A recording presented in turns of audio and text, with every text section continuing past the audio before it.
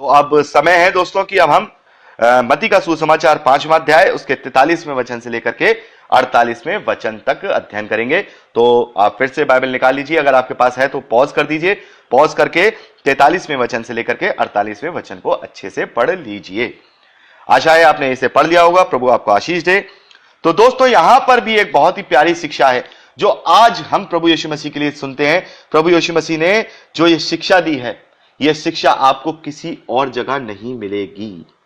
और अभी हमने पढ़ा 38वें वचन से लेकर 42वें वचन तक, प्रभु यीशु मसीह कहते हैं कि तुम बदला मत लो, किसी से प्रतिशोध मत लो और बुराई का सामना मत करो। लेकिन यहां पर प्रभु यीशु मसीह एक ऐसी अद्भुत शिक्षा दे रहे हैं जो आज तक कोई नहीं दे पाया है और ना ही उसके बाद कोई देता है। प्रभु यीशु मसीह कहते हैं, और यह जो शिक्षा है यह परमेश्वर की ओर की ही शिक्षा है, क्योंकि परमेश्वर समान रूप से सबसे प्रेम करते हैं। 43वां वचन, तुम सुन चुके हो कि कहा गया था अपने पड़ोसी से प्रेम रखना और अपने बैरी से बैर। तो पुरानी व्यवस्था में यह कहा गया था कि तुम अपने प्रेम रखने वालों से तो प्रेम रखना और तुम अपने बैरियों से बैर रखना, जो तुमसे बैर रखते हैं। और यही तमाम लोग, यही तमाम शिक्षाएं हमें बताती हैं कि उसने उसका वध कर दिया, उसने उसको समाज से बचा लिया, उसने ये कर दिया, उसने वो कर दिया। और आज भी हम देखते हैं कि आज भी जो आपसे प्रेम करता है, वो जो अन्य बातें हैं, जो अन्य लोग हैं, वो यही सिखाते हैं यदि आपसे कोई प्रेम करता है तो आप उससे प्रेम करिए, यदि आपसे कोई दुश्मनी उठाता है तो आप उससे दुश्मनी करिए। और यही पुरानी व्यवस्था भी मूसा के विषय में, मूसा को जो दी गई थी, उसमें भी हमें यही सिखाया गया था कि तुम अपने पड़ोसी से प्रेम रखना और अपने बैरियों से बैर। लेकिन प्रभु यीशु मसीह यहां पर फिर से एक नई आज्ञा दे रहे हैं 44वें वचन में, परंतु मैं यानी प्रभु यीशु मसीह तुमसे यह कहता हूं कि अपने बैरियों से प्रेम रखो और अपने सताने वालों के लिए प्रार्थना करो, जिससे तुम अपने स्वर्गीय पिता की संतान ठहरोगे, क्योंकि वह भले और बुरे दोनों पर अपना सूर्य उदय करता है और धर्मी और अधर्मी दोनों पर अपना मेह बरसाता है। तो यहां पर प्रभु यीशु मसीह क्या कह रहे हैं? प्रभु यीशु मसीह कह रहे हैं कि तुम, दुनिया सिखाती है कि अपने बैरियों से बैर करो, प्रेमियों से प्रेम, लेकिन मैं तुमसे क्या कहता हूं, तुम अपने बैरियों से भी प्रेम रखो, तुम अपने सताने वालों के लिए भी प्रार्थना करो।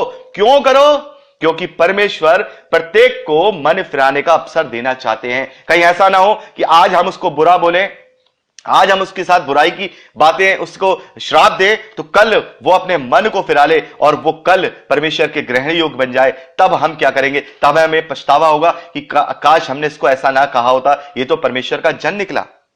तो प्रभु क्या कह रहे हैं कि तुम्हें अपने बैरियों से प्रेम करना है, तुम्हें अपने सताने वालों के लिए क्या करना है? प्रार्थना करनी है। क्योंकि प्रभु यीशु मसीह कहते हैं कि जो तुम तभी अपने स्वर्गीय पिता की संतान ठहरोगे तब, क्योंकि वो भी अच्छे और भले दोनों पर, धर्मी और अधर्मी दोनों पर अपनी बारिश को समान रूप से बरसाता है, समान रूप से हवा, सूरज, इन सारी चीजों की आशीष है वो समान रूप से देता है। वो ये नहीं देखता कि ये धर्मी है, ये नहीं देखता वो अधर्मी है। उसने इस धरती पर जब भी मनुष्य को पैदा किया है तो उसको अपने प्रेम के अनुसार बराबर से एक सी नजर से देखता है। तो तुम्हें भी क्या करना है? अपने पड़ोसी से अपने समान प्रेम रखना है। इसलिए तुम्हें किसी से बैर नहीं रखना, बल्कि उसके लिए प्रार्थना को करना है। और इसी कारण इस पूरी दुनिया के अंदर जो सबसे ज्यादा शांति प्रिय लोग हैं वो मसीही लोग होते हैं।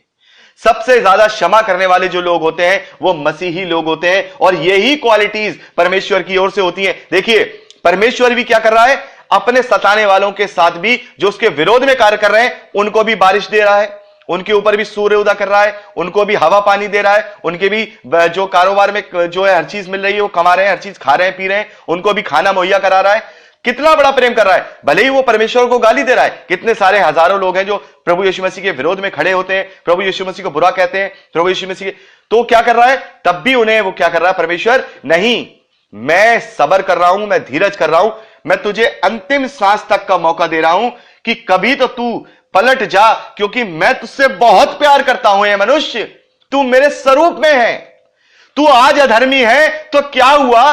मैं तुझसे प्यार करता हूं, मैं तुझसे प्रेम करता हूं, तू मेरे स्वरूप में है, मैं चाहता हूं कि तुम मेरे साथ रहो, मैं चाहता हूं कि तुम मेरी सहभागिता में रहो।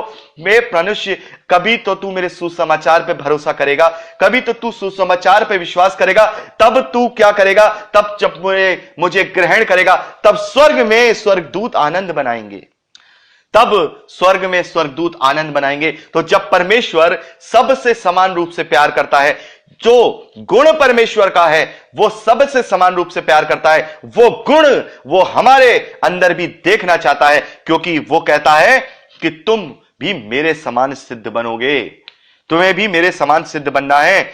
क्योंकि यहां पर प्रभु यीशु मसीह कहते हैं कि यदि तुम मेरे समान सिद्ध बनना चाहते हो, मेरे पिता के समान सिद्ध बनना चाहते हो, तो जो मेरे पिता के गुण हैं वो गुण तुम्हें अपने अंदर लाने होंगे। और इसी वजह से हम कहते हैं कि प्रभु यीशु मसीह स्वर्ग से उतरी हुई रोटी है, और वो स्वर्ग से आया है, इसलिए उसने स्वर्ग की बातों को हमें मानना सिखाया है। वो इस दुनिया से कई इस दुनिया का मनुष्य नहीं है साधारण, जिसे इस दुनिया की ही बातें मालूम है, तो वो दुनियावी तरीके से सिखा रहा है। जैसे कि बहुत से लोग हैं, बहुत से जो मानने वाले हैं, जो मान्यताएं हैं, वो जानते हैं कि हमारे धर्म को नहीं मानना, मार दो उसको। अरे अन्य धर्म को नहीं मानने वालों को मार के हमें जो है स्वर्ग मिल जाएगा, हम परमेश्वर के। अरे किसी का कत्ल करके, किसी को मार के अगर तुम्हें जन्नत हो रही मिल रही है, तो सबसे पहले तो उस परमेश्वर से यह पूछो कि परमेश्वर हमसे तो ये कत्ल करा रहा है, तू क्यों उन्हें सूरज दे रहा है, तू क्यों उन्हें बारिश दे रहा है, तू क्यों उन्हें आशीष दे रहा है। लेकिन ये बात प्रभु यीशु मसीह ने बताई कि नहीं, तुम्हें तो अपने दुश्मन से भी प्यार करना है, क्योंकि परमेश्वर भी ऐसा करता है। परमेश्वर धर्मी और अधर्मी दोनों पर मेघ बरसाता है, समान रूप से सूरज भी देता है। तो यह बात कौन समझा सकता है? यह बात मनुष्य नहीं समझा सकता, क्योंकि उसके समझ में ही नहीं आएगा। यह बात स्वर्ग से उतरी हुई रोटी, यानी स्वर्ग से आया हुआ परमेश्वर के स्वरूप में, परमेश्वर की श्रेष्ठता में, परमेश्वर की समानता में जो है, जो परमेश्वर स्वयं है, वही हमें बता सकता है। तो यह शिक्षा ऐसी शिक्षा है जिससे यह 100% प्रूफ होता है कि यह शिक्षा संसार की ना हो करके स्वर्गीय शिक्षा है।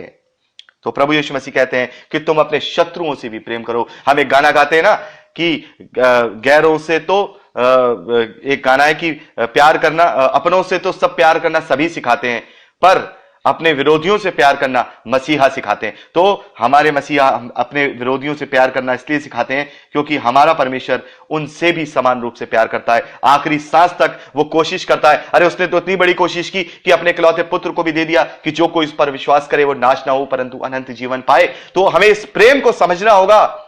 परमेश्वर के इस प्रेम को जो समझ लेगा वो मसीहत को समझ लेगा, वो प्रभु यीशु मसीह के आने को समझ लेगा, वो प्रभु यीशु मसीह के बलिदान को समझ लेगा। फिर वो हंसी नहीं उड़ाएगा, वो ठट्टों में नहीं ले जाएगा, वो समझेगा हाँ एक बार सोचो कि परमेश्वर कैसा अद्भुत प्रेम कर रहा है। वो धर्मियों से भी प्रेम कर रहा है, धर्मियों से भी प्रेम कर रहा है। इसलिए तो उसने हमें आज्ञा दी कि तुम्हें अपने दुश्मनों से भी प्रेम करना है, क्योंकि मैं भी तो अपने दुश्मनों से प्रेम कर रहा हूं, समय दे रहा हूं। जब तक इस धरती पे आखिरी सांस उनकी है, मैं उन्हें अवसर दे रहा हूं कि वो अपने मन को फिरा ले। तो मैं आप सबको भी, जो लोग अपने मनों को अभी तक नहीं फिरा पाए, आप सबको, मैं सबके लिए नहीं कह रहा, लेकिन जो कोई हो सकता है अभी तक अपने मन को फिराना पाए, मैं उन्हें स्वागत करता हूं, वो अपने मनों को फिराएं। जैसे प्रभु यीशु मसीह ने ये शिक्षाएं दी हैं, ये शिक्षाएं धरती के लोगों की, धरती की फिलॉसफी की, धरती की शिक्षाएं नहीं है, ये शिक्षाएं परमेश्वर की ओर से हैं। और ये जो शिक्षाएं हैं ये परमेश्वर की ओर से ही हमें बताई गई हैं, क्योंकि ये परमेश्वर की ओर से ही लगती हैं। और यहां पर 46वें वचन में प्रभु कहते हैं, क्योंकि यदि तुम अपने प्रेम रखने वालों से ही प्रेम रखो तो तुम्हारे लिए क्या फल होगा? क्या महसूल लेने वाले भी ऐसा नहीं करते? ये दूसरे जो अधर्मी लोग हैं ये भी ऐसा करते हैं। फिर तुम्हारी धार्मिकता सदूकी और फरीसियों से बढ़ के कैसे होगी, यदि तुम सिर्फ अपने प्रेम करने वालों से ही प्रेम रखोगे? और यदि केवल तुम अपने भाइयों को ही नमस्कार करो तो इसमें कौन सी बड़ी बात करते हो? अन्य जाति भी तो ऐसा करती है। इसलिए तुम्हें चाहिए कि तुम सिद्ध बनो कि जैसा तुम्हारा स्वर्गीय पिता सिद्ध है, क्योंकि हम उसके स्वरूप में हैं। इसलिए प्रभु यीशु मसीह भी चाहते हैं कि जब ये मेरे स्वरूप में है, जब मेरे पिता के स्वरूप में है, तो जो मेरे और मेरे पिता के जो गुण हैं वो भी मेरे भाई बहनों में आ जाएं, उन गुणों को वो ग्रहण कर ले। इसी से हम पिता के समान सिद्ध हो सकते हैं। तो अभी हमने 5वां अध्याय पूरा कर लिया है और मैं अब अगली क्लिपिंग में हम 6ठे अध्याय से शुरू करेंगे।